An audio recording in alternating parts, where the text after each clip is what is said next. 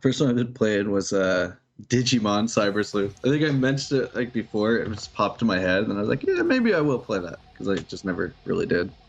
Kind of weird as like adult playing these type of games because like there's definitely frustrations, but it's like from 2015, and it came out on the PC and Switch and stuff 2019.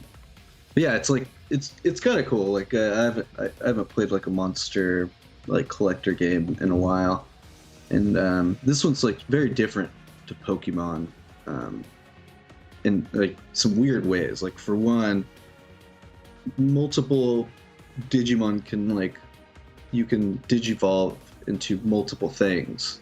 So you sometimes you have like 8 different things you can digivolve into, and you can also go backwards, so you can de-evolve the monsters as well.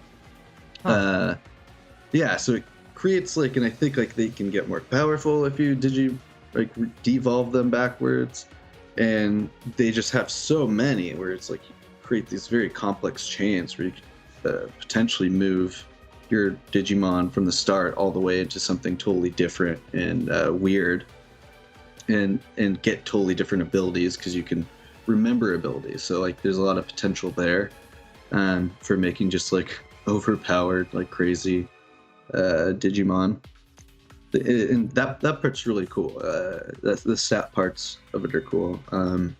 It's got that problem though, if it's got fixed camera angles, and like the levels are just kind of weirdly designed. They look very cool, and like some of their takes on like cyber this and hacker this is like very annoying, but some of it is interesting where you'll kind of have like these weird like colorful type backgrounds. You'll see like a 404 floating by and stuff like when you're in the Eden. It's almost got kind of like a Ready Player One type of thing going on as well with its storyline, where you know you go into this Eden place where that's where people go like into like the simulation type internet place. Matrix. Yeah, Matrix type style thing. And so it's kind of cool. It's got all the tropes though, which I can't complain about too much as like an adult playing a child's game. But like I'd say some of the story beats are fairly interesting. It's like, oh cool, I haven't seen this in too many of these video games. This being like a cyber detective type thing. However, a lot of it is very written for children. And yet the game is not that easy, and it's very complicated. So like it's like way more complicated than Pokemon, and like it's pretty tough. So like the writing is like made for like a child's level, and yet the game's hard enough for an adult. So there's just like a weird. I mean, I guess like Japanese kids are smarter. Well, you know like what it might be. American kids. They might have had the discussion of, because that came out and Digimon came out in the 90s, right? Mm-hmm. So maybe they were trying to appeal to the 90s kids who are really into Digimon, who are now adults. Yeah. So they didn't want to change the world at all. They wanted to leave Digimon alone, but appeal the gameplay to the actual adults. Yeah, but the writing is just like, maybe it comes off better in Japan. Well, there's some of that doesn't really bother me that much, but it'd be like, yeah, now I gotta go hack this, and those hackers are bad hackers, but then we're gonna hack the cyberspace, because it's a digital verse, and now I gotta digivolve and jump into my new Digimon in cyberspace, because I'm a hacker.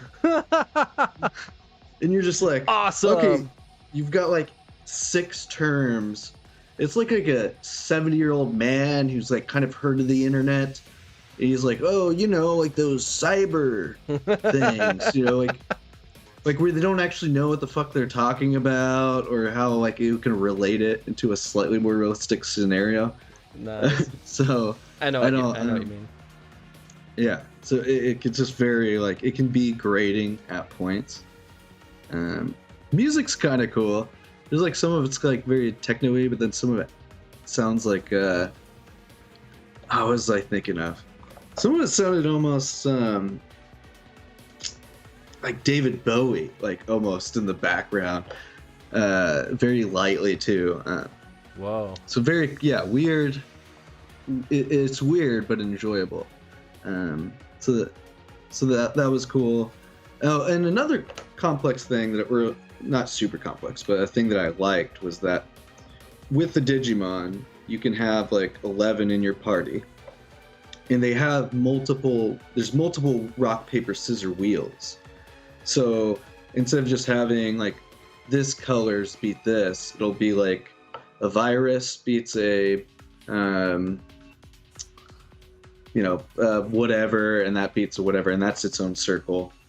And then you have fire beats grass, which beats water, and lightning beats this. And so you have multiple wheels that way, and then light and dark. So that adds like another thing where you can get, instead of, I could have up to 3 times the damage if I have a perfect strength to their weakness on everything.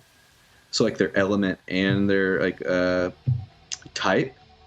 But if I only have like one of their strengths, I can get 1.5 damage. Or if I have, slightly less than one, I can get 0.75 damage instead of just half damage. So if they are strong to me.